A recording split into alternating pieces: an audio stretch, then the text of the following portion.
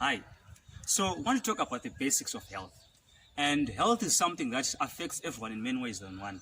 And the unfortunate thing is that most of the times we think it's not important until it comes very close to us.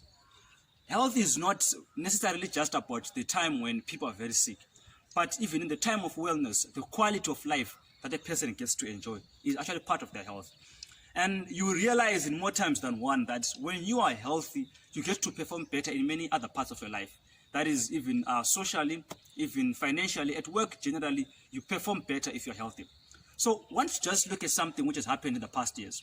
We have been having a very great shift. If you look at the World Health Organization statistics, they prove that there's a great shift from the suffering of infectious diseases to what are called non-communicable diseases, or rather diseases of lifestyle. So you realize that when we talk about infectious diseases, we can always tell the cause. We can always pick out the bug that causes it. But now what has happened is that with non-communicable diseases, we cannot necessarily pass those diseases to the next person, and the cause cannot always be ascertained in a very easy way. So these are diseases which includes things like diabetes, hypertension, stroke, the complications of hypertension generally, heart problems, that is your ischemic heart disease, your myocardial infarctions, your anginas, your epilepsy, your other tumors, cancers, all those neoplastic syndromes, metabolic syndromes, basically all that big list, and many other things, even to the extent that it affects even the birth anomalies that children are now experiencing these days. Those are some of the things we are talking about, and they are caused mainly by choices which are made in the lifestyle of people. So it is the choices that people make which then determine to what extent people get to suffer, to what extent they get to experience that pain.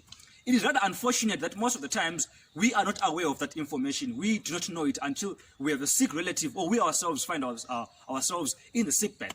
Then we will now want to consider what could have gone wrong. And the truth is that it is not always easy, even for the health professional, to pick out a single cause. So how can we then fight this battle? The truth is, this battle can only be won if we can come and realize that the choices we make in terms of our lifestyle actually affect our health.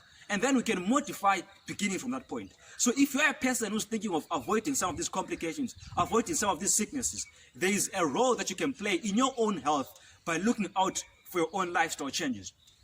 So which part of lifestyle generally is important? Let's talk about nutrition. Nutrition is not only the quality of the food we eat, it's also the quantity of the food we eat. And it's also about what exactly we get from that food. And it's actually how we take in that food, at what times we take in that food.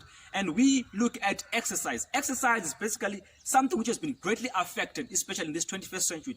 Most of our jobs need us to be working from home. We can do that over the internet. So we have less mobility. We are very immobile.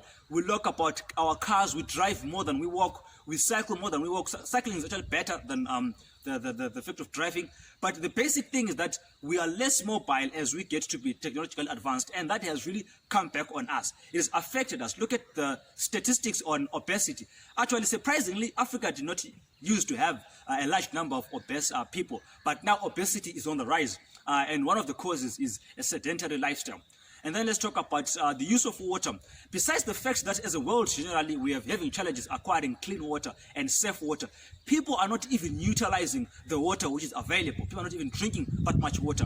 And when we look at water, it may look at something which is non-nutritious to say, but it's actually a very key component of your metabolism. Metabolism are the things which your body does to keep itself healthy, and water is a key. And if you're going to have water, you're going to have enough water per day, which is about 2 to 3 liters per day. And let's talk about sunshine. Unfortunately, in most parts of the world, which are in the West, they don't get enough sunshine as we do here in Africa. But thank God so much He gave us a lot of sunshine in Africa. So with this sunshine, well, we don't really need to stress so much about it because we get most likely enough of it. But if you're in the cold areas of the world, you need to make sure that you get enough supply of sunshine. And sunshine is not only just a disinfectant in terms of infection, but also an essential nutrition component of our whole health, that is in vitamin D and other immune boosting activities. Then let us talk about the temperance. So temperance is learning to say no at a point. Sometimes one thing we are hard at doing is saying no. We will say yes to everything. We can agree to whatever food at whatever time, whatever activity to whatever length, whatever movie or whatever entertainment, whatever thing we decide to do, we need to know that there is an end to it all. So if we cannot learn how to put brakes on the activities we do, we always have a hard time keeping our health. Then let's talk about air.